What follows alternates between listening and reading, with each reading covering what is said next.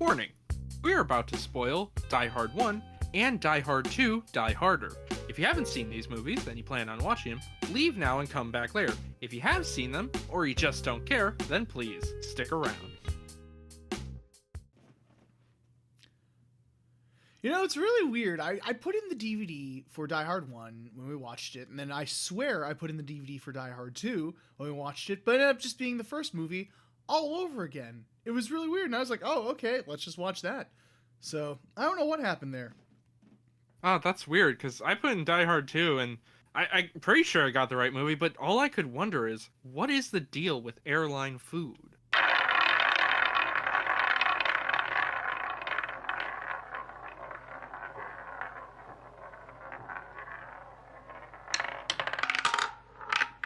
Hello, everybody, and welcome to Cinema Roulette. Welcome back after our nice break in January. We are here in February. Assuming the world has not ended in January Yes. or late December of 2021. At the very least, you guys are hearing us in February. We're actually still in December, so we don't know. We don't. So you may be hearing this in February, or it's years in the future, and you found Cameron's laptop and are listening to the audio files. I'm sorry. Well, realistically, it'd be my computer because I don't trust my laptop to work after 50 years, but, you know. Didn't I just say computer or I say laptop? You specifically said my laptop. Nah, fuck. It's fine, though. It's not. Or maybe you're listening on one of his hard drives. I don't know what Who you do knows? in the future. Yeah. The world ended. I'm dead. Whoops. Oopsies. And you're stuck in Ohio, apparently. Yeah. Sucks. First off, I'm sorry.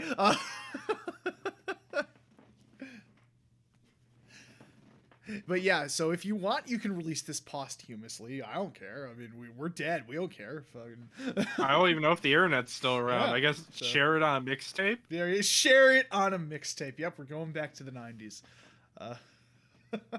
Yeah, we are with the 90s action movie Die Hard 2, but also talking about the first one. Which was made in 1988. So the reason we did this double episode is because we feel like we're not going to have a lot to say on the first one.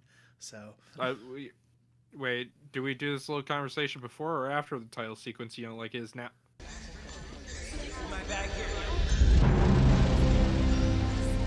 Bruce Willis, Die Hard 2, Die Harder.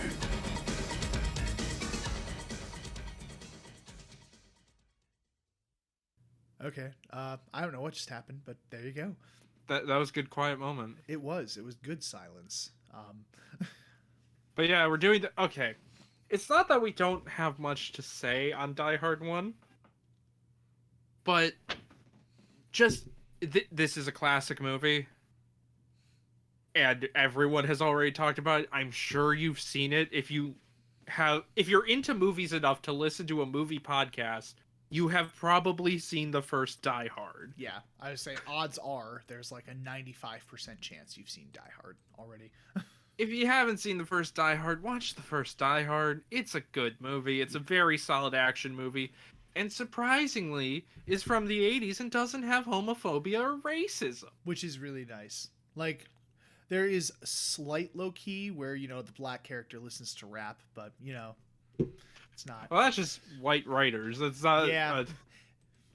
It's not like he says, "This is the only music I listen to, dog." Yeah. Thankfully, they shy away from that. So, yeah, the first film was released in, I think it was 1988. Let me double check.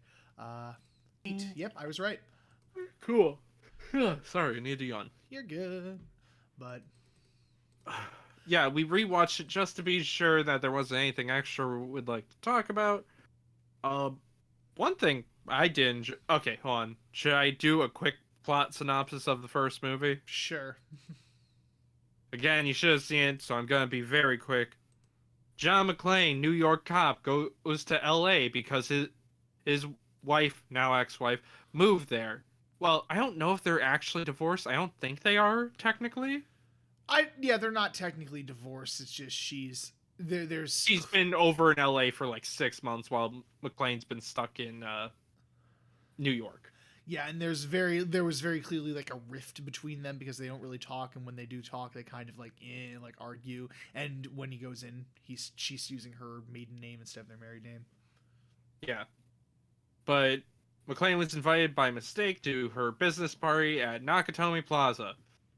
And turns out, oh no, terrorists, German terrorists come in to try and steal money from the vault within the place. Well, not money, bonds. I think it's like 6 million. 600 million, I think, specifically. 600 million, in right. bearer bonds, yep.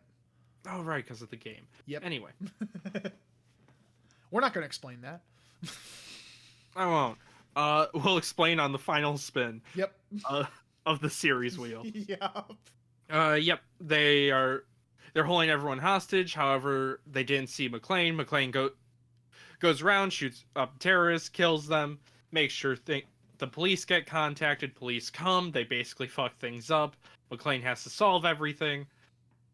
Terrorists almost get away, but they don't. McClane shoots all the terrorists, kills the final terrorist, and then gets back with his wife. They punch a reporter in the face who put their children in danger, and Let It Snow plays as they drive off into the distance. The end. Yep. So, and we say a lot of the times, I don't know if we've ever like actually said this on the podcast, but it's like, a lot of classic films, quote unquote, there are a lot of classics that by nowadays standards are just fine. Like, there's a lot that really haven't aged well or have been done better since then. But Die Hard is absolutely one of those classics that deserves its classic status. Yeah, honestly, the pacing and tension still work really well, even on rewatches. Yes, even when you know what's going to happen, it's still really fucking good. The action's very explosive. That they pay attention to realism enough to not feel too over the top like a lot of 80s action flicks of the time. Yep. It was one of the first very much down-to-earth action heroes. Even though Bruce Willis is buff, he's still an everyman. He doesn't just charge in and is like, I'm going to kill all the terrorists. The first time he sees him, he goes, oh, fuck. Yeah, That's a machine gun. He's basically, oh, fuck. And then the first thing he does is call the police.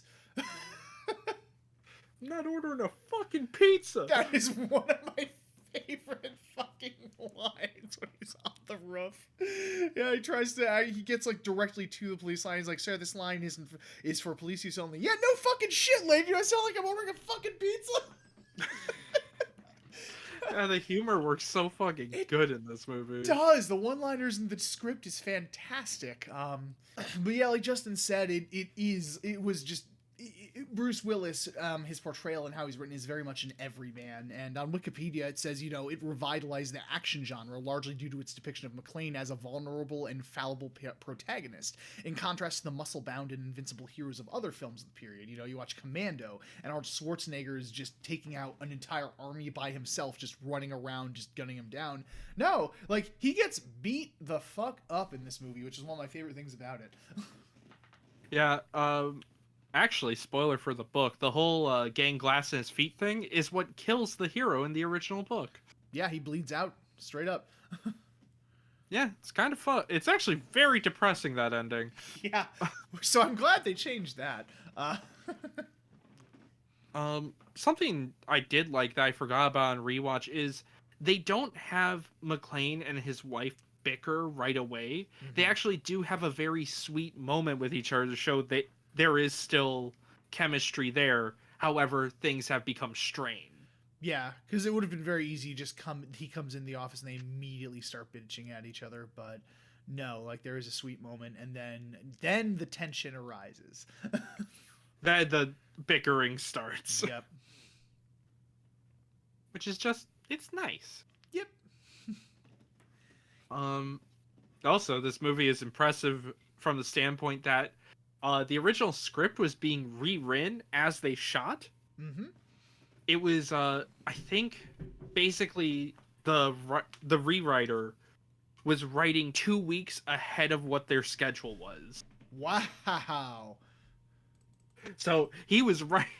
Like, they were getting new pages sometimes on the day. Jesus. So yeah, and whenever that happens in production, usually, like, it's not a good sign. But no, here it actually worked because they probably realized during filming, oh, yeah, this is probably not going to work.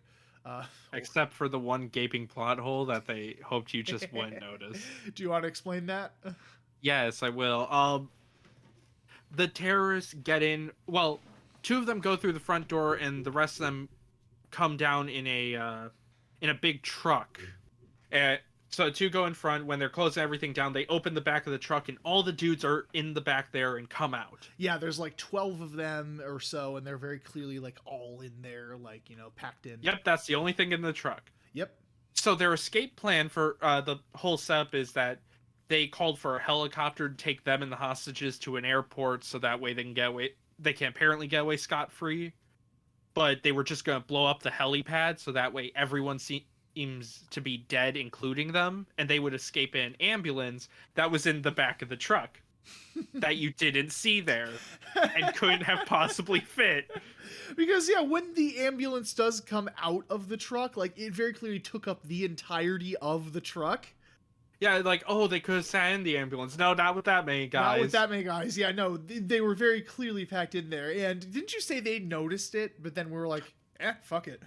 Yeah, they literally noticed it because they were like, well, shit, how did the people get out of there? And then they thought of while doing the rewrites, they thought of the ambulance.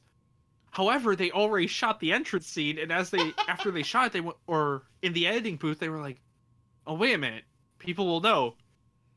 Instead of reshoot, they just went, they won't fucking notice, and put it in anyway. And most people didn't notice. Yeah, you probably didn't notice until I told you just now. Yep. Or if you watch the Netflix series, Movies That Made Us. That's it, Movies That Made Us. Yep, that has a good behind-the-scenes episode on Die Hard.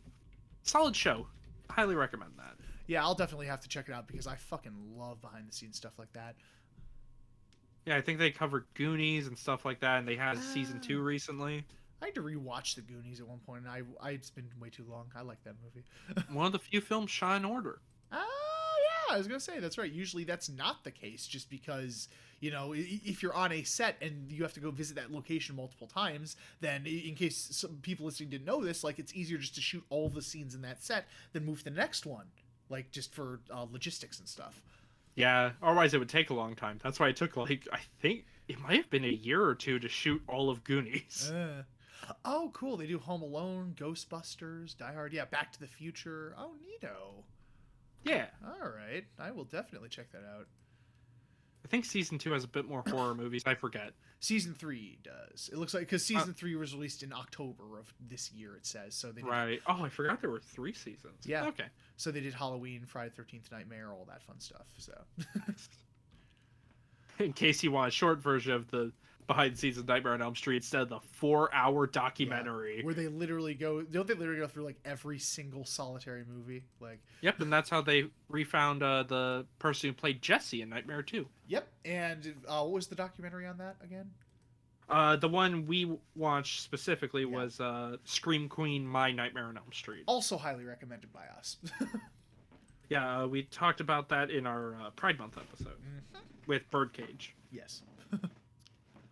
Because we were going to cover that, but that documentary is intense, and we didn't want to accidentally mistell it. Anyway, back to Die Hard. Yes, back to Die Hard. Anything really else on the first movie before we start comparing it to the second? Well, just some interesting behind-the-scenes stuff is that, like, Bruce Willis was mostly known for, TV and stuff like that. Sitcoms and television work and stuff like that. I forget the show that he was famous for. But, I was reading on Wikipedia here. It says the role of McClane was turned down by a host of the decade's most popular actors, including Schwarzenegger and Stallone. Known mainly for work on television, Willis was paid $5 million for his involvement, placing him among Hollywood's highest-paid actors. The deal was seen as a poor investment by industry professionals and attracted significant controversy before its release. And because of that, expectations for Die Hard were low. Some marketing efforts even omitted Willis's image, ostensibly because the marketing team determined the setting was just as important upon McClane. And upon its initial release in '88, it says, defying predictions, Die Hard grossed approximately $140 million, becoming the year's 10th highest grossing film and the highest grossing action film. receiving Damn. receiving 4 Academy Award nominations. It elevated Willis to leading man status and made Rickman a celebrity. So they did not have much faith in the movie before it came out. Like, it says that 20th Century Fox were very eager for a summer blockbuster, but because of Willis's involvement and because of like how it went, like they did not expect much from it. But then it ended up being one of, it becoming one of the greatest action films of all time. It was a Michael Keaton situation, basically. Yes, exactly. Like when Michael Keaton with Batman. Yep. Weird. Yeah, so and thankfully that happened, and yes, Die Hard is absolutely still worthy of its classic status, unlike the sequel. Oh no, oh no, our sequel. It's broken. Where, unfortunately, as B.B. King would say, the thrill is gone. Oh, Die Hard 2. We'll probably focus on you a lot more just because it rubbed us a little bit the wrong way. And it's more the reason of this episode. Because again, you've probably seen Die Hard 1 by now. You have your own opinion on it, whatever it may be. And if you're very uncreative, you say it's your favorite Christmas movie. Anyway. Yawn. I don't actually care if you think it's your favorite Christmas movie. That's fine. Just, Jesus, joke needs to stop. It really does. Like, and I think the reason we're so bitter is because it was tossed around so much. Like, people thought it was so fucking clever. It was clever like 4 years ago.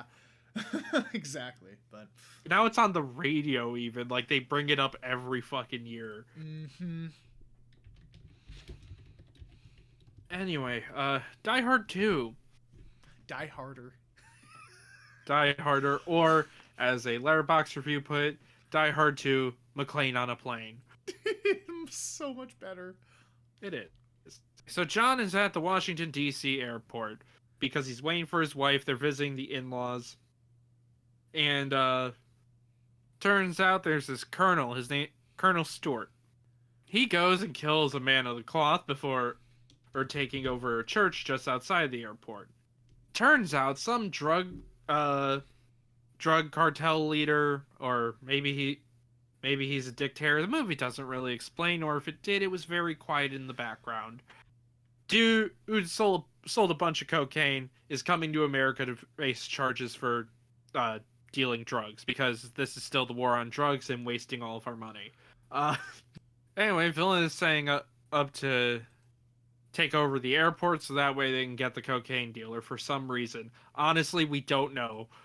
It's weird. Like we just know that they want the terrorist guy, but they don't really explain why well. And if they did, it was so fast that we didn't notice. No, wait. We'll get to it later. I will continue through the fucking synopsis. All right. Young guy realizes something's a bit up. Sees 2 people go into the baggage area. Goes over there, has a shootout, tears the guy's face off like you do. Mm-hmm. But the other gunman gets away as the cops show up and arrest John. John's trying to explain, yo, shit's wrong. Cops tell him to fuck off, because that's how airport security used to work, kids. You would just kill someone, and then the cops would tell you, just get him out of the airport. It's fine. No, not even out of the airport. Just get him out of the tower. Yeah, it's fine. Just let him roam around the airport. Still with a gun. Still with a gun, by the way. Never tip that away from him. Yeah, there's a lot of stuff that you could go back and see, like, oh, that would never fucking happen nowadays. Honestly. But John takes the fingerprints off the one corpse and sends it over to Cop Buddy from the first movie. Yeah, he comes back and he helps. Yeah, for a quick cameo. Finds out that the fingerprints are to a dead man. I mean, of course, John killed him. But no, the man's been dead apparently for 2 years. John gets pretty worried because usually if a military professional who's supposed to be dead isn't dead, that means shit is about to go down. Yep. So he heads back up into the airport tower, is like, yo, here's this file, shit's wrong, and then shit goes wrong. The radar's turned off and the runway lights are turned off. All the tower's electronics are completely worthless. Stewart comes over the phone and is like, yo, here's the thing. We're going to have a plane land. We're going to take the person out of that plane and then fly away. Don't fuck with us. We don't have to. Nothing bad will happen. Just have all your planes go circle around a safety area, and once we're done, you can let them all land and we'll be gone. And then they decide to fuck with them. Then they kick John out, so he's not involved, and then they immediately decide let's go fuck with the plan. Spoilers, it doesn't go well. Yeah. And, like, honestly, I know we'll talk about this more later, but if you had just gone along, everything probably would have been fine. Yeah, you still probably would have had one plane crash because it was basically out of fuel. Yeah. But yeah, you would have probably been fine. But yeah, they kick John out and they go with their plan to go use a different radar dish. They send the technician with a team of SWAT members. John escapes into the janitor section of the airport instead of getting arrested by more airport police. Mm-hmm. They take a technician there, but it turns out the villain planned for that and had a bunch of goons dressed up as painters. They shoot up the SWAT team. John comes in, kills all them. And the radio tower they were going to use anyway blows up. Terrorists like, yo, you fucked with the plan. We're going to crash a plane. And then they crash a plane with like 200-something people on it. Oh, yeah. With this, the military gets involved. Military shows up and is like, yo, John, sit the fuck back. The drug dealer kills the guards on his plane and accidentally kills the pilot and shoots out his windshield. Luckily, he lands the plane. Also, John's wife is on a plane that is circling the area with the dickbag reporter from the first movie. A subplot which I think we both completely forgot about before watching this movie. I've only seen this movie once, so that was a decade ago, probably. Yeah, it was probably 13. Fuck, time was weird. That it does. But yeah, military comes in and is like, we'll solve this. Spoilers, they don't solve it, John solves it. After a fight on the plane and one of the worst goddamn CG explosions not CG, green screen explosions I've seen in a while, the terrorists get the drug dealer dude, bring him back to the church. They're like, everything should be okay. Spoilers, John finds the church. But he gets the military to come, and they're like, okay, let's attack the church. Shootout happens. They find C4. Main villains run away. John chases main villains on a snowmobile. There was explosives in the church. Don't worry, everyone gets out. John crashes on a snowmobile before he can catch up to the villains. And he's like, come on, I was using their MP5. I should have hit them. However, he realized something's wrong with the bullets. Cut back to Colonel Man, not evil Colonel, other apparent good guy Colonel. Yeah. Spoilers, he was involved all along, and he slits some dude's throat for no real reason. Actually, technically, he was a major. He's a major. I'm sorry. Okay, there, I can separate him that way. There you go. But the major turns out to be a backstabber working with Colonel Stewart. Which also, why the hell does he kill that one guy? Did he not tell... Did he only tell everyone except the new guy what the plan was and what was going on? That's what I was wondering. I was like, was he just the one motherfucker that they didn't fill in? Like, was everyone else in on it, but they decided, you know what, fuck Jim or something. Like, yeah, fuck the new recruit. Just don't bring him along. You knew they were going to be shooting blanks at you anyway. Yep. That's what John found was wrong with the gun, that it was blanks. He gets back to the airport, yells at the cops there, is like, yo, shit's wrong. And they're like, John, shut the fuck up. And John shoots a whole MP5 at them with blanks that would probably cause everyone in that room to go deaf. Yeah. But, yeah, no, he shows them yet there. Oh, they're firing blanks, so they're in on it. John catches up with the plane that all the enemies are about to escape on, blows up the plane. Day is saved. We take a good 10 minutes to land his wife's plane. Also, during all this, the dick reporter, one of his crew had a radio on the plane, so he found out what was going on through a secret message at the airport and reported on it to make everyone panic, just so he can win a Pulitzer or whatever. Mm-hmm. He gets tased and almost has a heart attack. That's funny.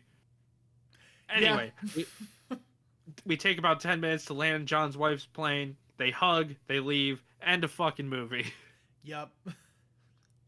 And I realized, too, after watching the movie, the taser was technically set up beforehand because it was the one passenger who was like, I have a taser. Yeah, it was set up beforehand. And even that, it might have been a bit higher power because she's like, I tased the dog and it walked funny for 3 days. Yeah, so that was great because, yeah, fuck that reporter, dude. He does a good job of playing an absolute piece of shit. Though, in my eyes, the character gets really annoying really fast, so I'm glad I don't think they brought him back for the rest of the series. They don't. Neither do they bring John's wife, I'm pretty sure. Yeah. Uh, But okay, where the fuck to start? Jesus, yeah, I don't know because the thing is, like, Bruce Willis still does a good job. He's just not given much to work with, and the cinematography is still great. It looks good for the most part.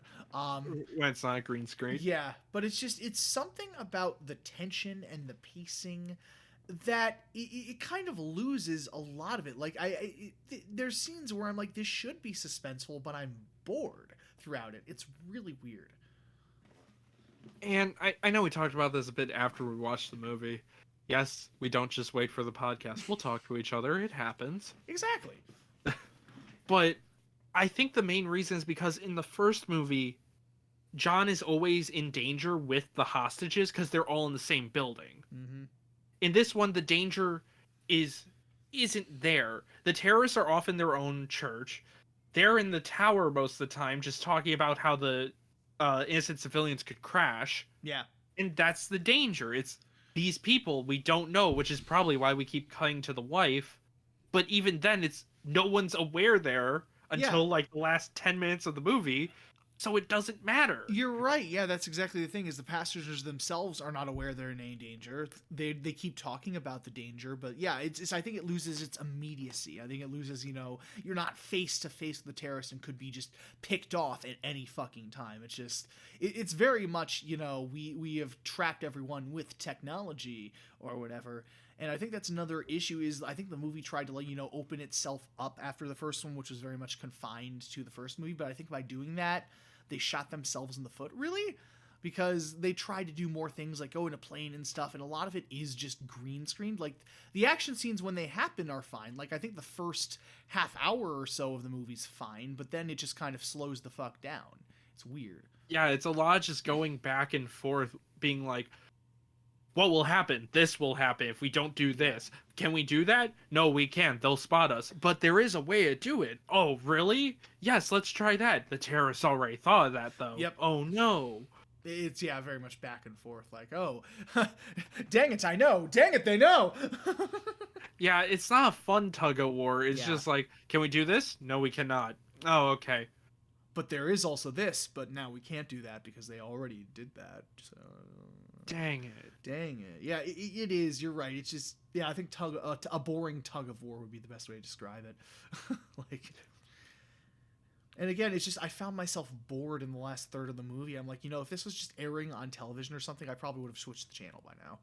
Oh, 100%. I would have switched the channel at the halfway point. Yeah, because it just becomes kind of tedious, frankly.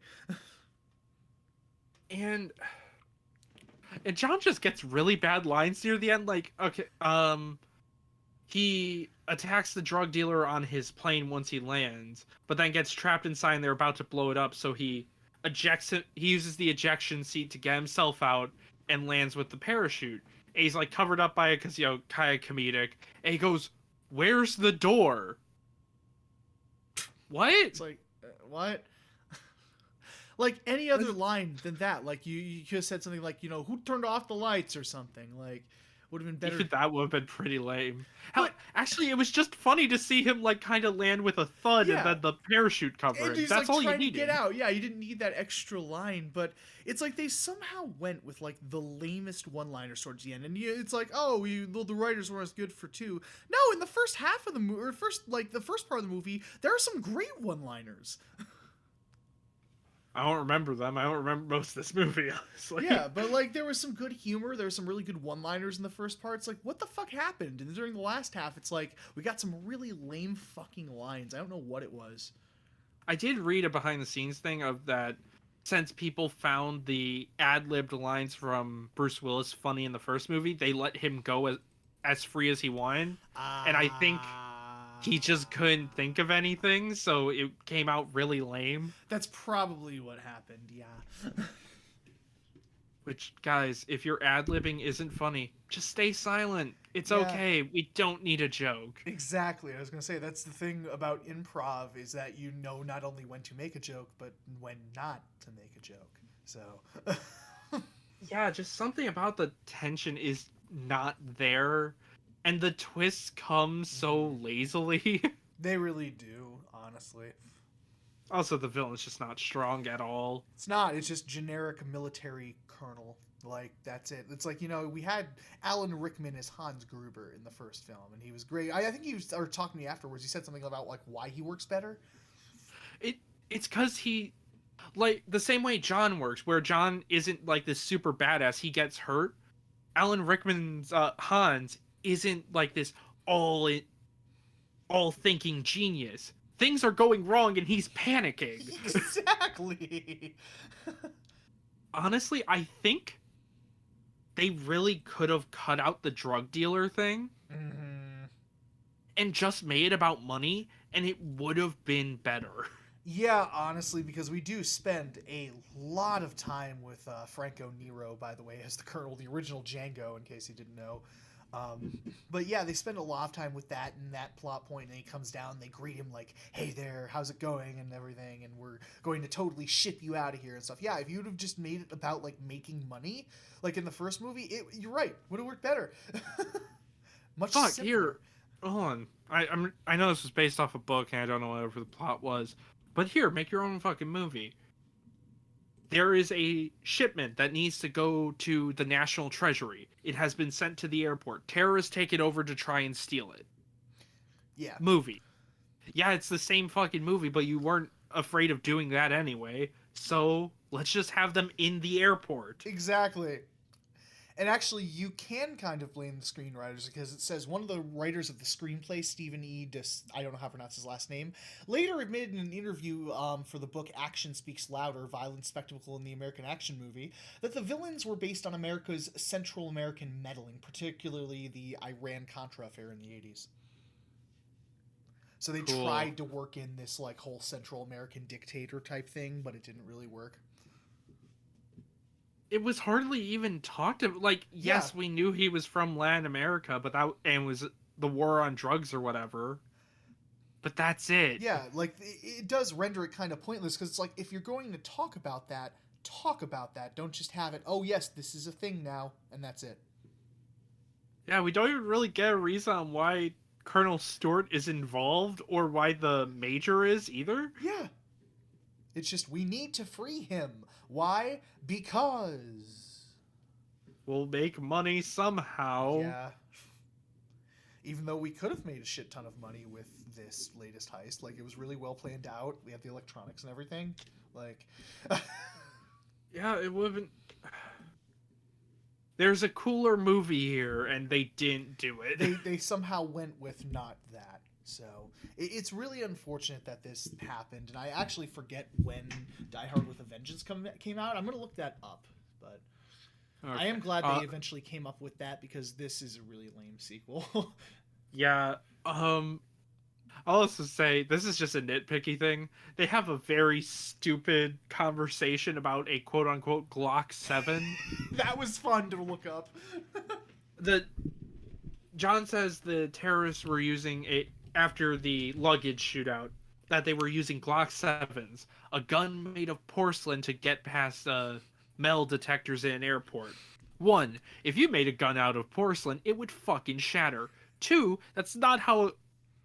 Even if you somehow made every part of a gun non-metal, there's still bullets in it. Yeah, because the whole thing is, oh, well, it's a gun that's invisible to, like, airport security cameras, and that's literally a load of bullshit. Well, metal detectors, not cameras. Or yeah, it won't set off a metal detector. That was the whole thing, is like, it's invisible to that, but it's really not. Like, the Glock 7 was literally a gun made up for the movie. And they even had an armorer on set who told them this was wrong, and they just went with it anyway. Yup. They were like, well, it's already in the script, and they refused to budge, so... And yes, some Glocks were made of unconventional materials, but there was still metal in them. Yeah, but here's the thing, too. It's like, it's not only the bullets, it's also the cartridges, the barrel, the slide, the trigger mechanism, the magazine. Like...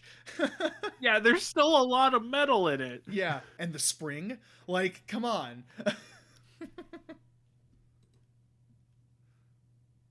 I would actually pay good money to see, like, a Mythbusters style episode on if you can make a pistol that would beat the metal detector.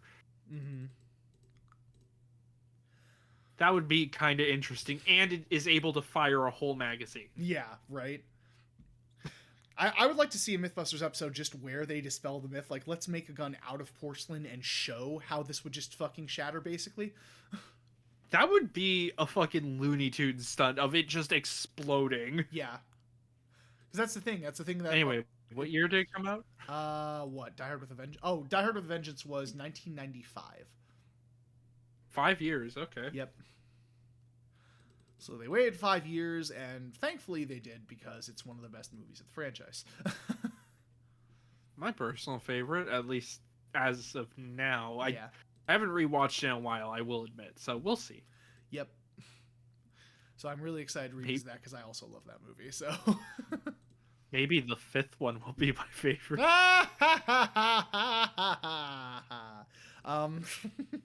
How did you say that without internally bleeding? Because I haven't seen it. Also true. And just so you know, audience, I only saw like the first half hour or so of it, and then I just turned it off because I thought it was so fucking bad. But we'll cover it at some point. At some point. When we shall see. Speaking of movies, we are going to cover, if you don't have anything else to say about this film, really. I mean, there's still more about this movie. Is there? Oh, go on. Please go on. Because there's so much fucking... you probably, if you've heard anything about this film, you probably hear that it's a remake of the first film, basically. And that's also what sucks the fun out of the latter half of the film. Mm-hmm. Just once you realize, like, oh, the military guys that show up, they're just the FBI from the first movie. They don't actually know what's going on and are going to make things worse. Yep. Oh, see, here's the scene where John is at his lowest moment, but is gonna be able to fight back in some way. It really is literally just hitting the exact same beats as the first movie, and it shows, really. Here's where the reporter does the news report that fucks over the main heroes in some way. Because we got to do that again. Just once you realize that, it sucks so much of the fun out of the movie. Mm. And while the shots outside are cool, having that open of an area, of an airstrip, is really boring for an action movie. Yeah. Because it's like there's a lot of shots where like they're chasing a plane, like the scene where John McClane is in a helicopter, and they're just like, oh no, go chase it. It's just very much the characters themselves aren't really doing anything. They're just in a vehicle trying to get to where we can save them or whatever. Like, the first movie works so well because we're in this confined space and we know the layout, and everyone feels close in a way that's uncomfortable, I guess. It feels like they wanted to open it up more for the sequel, but still kind of confine themselves in a way to trying to like be in the same fucking area. And yeah, I think you're right. Like you said, it's just an airport's just too big. You can't really get your bearings straight as well. And because of that, you're like, wait, oh, we're here now. Where are we? Wait a minute. What? Actually, I read while reading the behind the scenes that the scene where he comes out of the grate and the airplane almost hits him. Yeah. That was 6 different locations for that scene. Was it fucking really? Yeah, the underground part, that was off in LA. There was a part in Denver. There was a part in New York. There were 6 different locations for that one sequence. Oh my god. Jesus Christ. Which I will give Bruce Willis massive credit for making that scene flow together fine with his acting. Oh, yeah, honestly, because you couldn't even tell. Like, you could tell, obviously, Underground was a set in that part, too. But yeah, Jesus Christ, I did not know that. That's fascinating. Huh. Actually, I think it was a water treatment plant, which they use in Live Free and Die Hard later. So. Oh, okay. Yeah, and I actually think I know the scene they're talking about. Cool. So that's neat. That is neat. Also, we haven't talked about the explosion. Okay, so the special effects for the most part hold up still. There's one shot of like a plane landing that we could tell like, oh yeah, that was not actually there. But by far the worst effect in the movie is when Bruce Willis is in the plane, like just mentioned earlier, when he uses the ejector seat to pull out. And so I start lobbing grenades into the cockpit. And there's like 5 or 6 grenades, I'm pretty sure. But thankfully, they're those, 30-second timed grenades that gives him time to actually get up, get in a seat, get out of there. They don't actually go off immediately like real grenades would. Yeah, the grenades are in there for a solid minute. It's a long-ass time. They would have gone off like 20 seconds ago. But no, we had to have the thing where he gets in the ejector seat and... Dear God, when he gets in the ejector seat and the explosion goes off and then he comes towards the camera, oh my fucking God, it looks terrible. Yeah, dude, it was so obviously green screened, and they just should have cut the shot. They really should have. I know we need to establish he escaped, but a much better way to cut the scene would have been show the big explosion, but then cut to the one shot from the ground that they had, where they showed the ejector seat with the parachute coming up. There you go. Hey, you want another thing that... Hold on, wait, let me double check on this. Okay. Okay, you know how the drug dealer was being transported on a cargo plane? Mm-hmm. You know what doesn't have an ejection seat? Really? Cargo planes don't have an ejection seat? Apparently not. Interesting. Huh. Then again, I don't know the exact plane used in that movie, so maybe that version does. Who knows? But either way, we need it for plot convenience. Even the point still stands, even though a cargo plane realistically would not have an ejector seat. Yeah, that's just funny to me. That is actually kind of funny. But yeah, dear Lord, is that effect hilariously bad. My God. It looks so awful. And on my Blu-ray copy, which broke during the last 20 minutes of the movie, and I needed to switch to a very old DVD copy.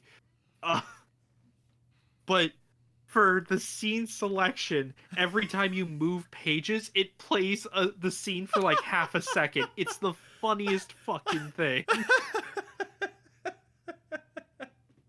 I'm not sure who thought that was a good idea. Just every time you switch, just... It looked so bad. It really did. There's no getting around it. That was a really bad fucking effect, guys, and you should have cut it. Even for the 90s, that was bad. Honestly, yeah, even by early 90s standards, it looked terrible, and yeah, no, fuck that. Either way, it proved one of the most memorable moments of the movie, because, dear God, the movie itself wasn't memorable. Yeah, this was one of those films where once it wrapped, I was like, yep, that's gone. Yeah. Just poof. It was at the end of it, I think I just said something like, yeah, that was just as underwhelming as I remember it being. I actually was really hoping past me was wrong. I was like, I don't remember liking this movie too much, but maybe, that was just past me. I was like maybe 13 when I watched it. And then after rewatching, I was like, no, but that was worse than I remember. Yeah, it was one of those films where it was worse than Justin remembered, and it was just as lame as I remember, because I watched it way more recently than you did. Even though it has been a few years, it hasn't been, a decade, so... And I would say, maybe the movie needs more fight scenes, but then rewatching Die Hard 1, there's not that many shootouts. There's a good amount of time between each one. Yeah. Same with this movie, but for some reason, it just feels so long in this movie. It really does, honestly. Also, John's just too invincible in this one. Absolutely, 100%. He gets shot, once, and that's it. He's fine. Yeah. There was a reviewer I read on Wikipedia that did comment on this. It says, as played by Bruce Willis, McClane is still an engaging character, even if he is much less amusingly drawn this time. Willis is trying, but the qualities that help make his character I'm getting all tongue-tied. But the qualities that helped make his character sympathetic in the first film are missing. McClane no longer worries openly about his personal safety, as he did in the original movie. His quasi-cowboy personality from Die Hard is all but forgotten. He has become more of a Rambo and less of a Roy Rogers. And though the filmmakers try to establish McClane as resistant to advanced technology, this idea isn't developed. Is that what that was supposed to be? What? Like him not knowing how to use a fax machine that was supposed to show resistance to all this new technology. Yes, it was, and I totally got that from the movie because they make it a fucking point in this movie to point out, wow, technology, isn't it amazing? Like, they say this in the first half of the movie a lot, and even like when he's talking on the phone to his wife, he's like, yeah, welcome to the 90s, or whatever. And that just, to me, that just hilariously dated the movie even fucking further. I honestly thought it was just doing that because they thought it was cool. Yeah. I didn't know it was supposed to be like, oh, John is being an old man and doesn't like the modern technology. Something like that, because in the first movie as well, when he's going through like the list or something, he's like, yeah, the computers, something about computers or something. So... Yeah, I thought that was just a joke that Yeah. the computer ran like shit. Possibly. Well, at the time it ran fine. You know, by nowadays standards, it would run like shit. But Yeah, it's a Windows. exactly. But yeah, no, I guess that's what it was supposed to be. But yeah, that was another hilarious thing to me, because when he's talking to his wife on the phone, he's like, "Yeah, airplane phones. Isn't technology great?" And John has a pager, which fucks him over in one scene. A fucking pager, which is literally like obsolete nowadays. Oh god, that was another thing that was unintentionally hilarious to me. Oh, I'll have a little positive note. I'm happy John is still with his wife. They didn't do the 80s/90s cliche of breaking them up between movies. Yeah. I forget if they do that with Die Hard with a Vengeance. I forget, because I thought I remembered a line saying like, "Oh yeah, he divorced her at the beginning," but I don't know. Maybe. We'll see when we get to it. Yes, we will. Which, knowing our luck with the wheel, will be probably 5 years. Yep. Yeah, I don't know. Is there anything else you can think of about this movie? Not that I can think of. It's very lame. So it's not a good sequel, and I'm glad at least the 2 sequels after this were great to good. So, except for Good. Yeah. But we don't talk about the 5th movie. 3 out of 5 ain't bad. Exactly. But yeah, so So that means it's usually time we do a thing. yeah, and I love the thing. It's been a while since we've done the thing. It has been. We finished recording December episodes like I think it was last week we did. Mm-hmm. Gun Driver. Yeah, Gun Driver was the last thing we recorded for December. So we haven't gotten a spin a wheel in quite some time. Yep. But now we can. And if you are new here, this is the Sellout Wheel. The Sellout Wheel is a bunch of series that you probably know, and you can share episodes with your friends, because then they'll know those movies and want it, and not be worried about listening to them for spoilers. Mm-hmm. That's literally the reason. Yeah, that's it. That's it. We have 18 series left with Lone Wolf and Cub, the Ocean series, Lupin the Third, only the theatrical releases except for one. Man with No Name, James Bond, Man with No Name trilogy, James Bond, Mad Max, which we have one left on, Nightmare on Elm Street, Mission Impossible, Evil Dead, Die Hard. My brain completely fucking broke there. Nice. Scream, Alien, Predator, Men in Black, and Back to the Future. I'm pretty sure Scream, Alien, Predator, Men. Oh no, we have done Predator. Yes, we did the first. We Predator. have not. We have not even touched Men in Black, Alien, Scream. I think that's it. That's the last ones we. Oh, and Back to the Future. Those are the ones we have not touched yet. All right. Even though statistically we should have already. But hey, that's one of the downsides to having a digital wheel instead of a physical wheel, is up to the algorithm and not how it physically spins. Well, even physically, statistically speaking, it could still miss this often. Yes, exactly. Well, that's what I'm saying. Like, if we had a physical one, it would spin way more accurately than the algorithm. So, random chance is not very accurate; it just happens. yeah. So yeah. Anyway, it's time to spin.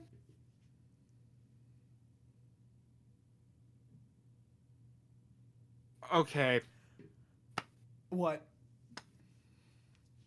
Oh, well, we have a rule we set up with this, where we wouldn't cover a series more than twice per time we cover it, because next time we spin, we're going to be back on the director's wheel, because we go 4x4, in case you're new. We landed on Lone Wolf and Cub again. Of course we did. Now comes the question. First off, the audience has not had to deal with our stupid shenanigans for a month. Mm-hmm. So it has been quite some time since we talked about Lone Wolf and Cub. 2, we will finish the series. It will be off the wheel. This will be the last Lone Wolf and Cub, because there's only 6 of them. Mm-hmm. And we covered 4 and 5 back in December. So, do we stick to our rule and I spin again, or do we finish Lone Wolf and Cub? I say we just finish Lone Wolf and Cub at this point. All right. Just get that off the wheel, because for some reason the wheel really, really, really wants us to do Lone Wolf and Cub. So Stop hitting the fucking table. Oh, sorry. Was that audible? Yes, it was. My bad. Very audible. My bad. I apologize. Okay. Also, so haven't done that in a while. We haven't. I've kept you far away from the table for good reason. Yes. But yes, next time, after Fringe Season 4 Part 1, which we haven't recorded yet, but after Fringe Season 4 Part 1, you will get Lone Wolf and Cub, the final chapter, Part 6, whatever the fuck the subtitle is. White Heaven and Hell. The final chapter. Why you gotta make it a white thing?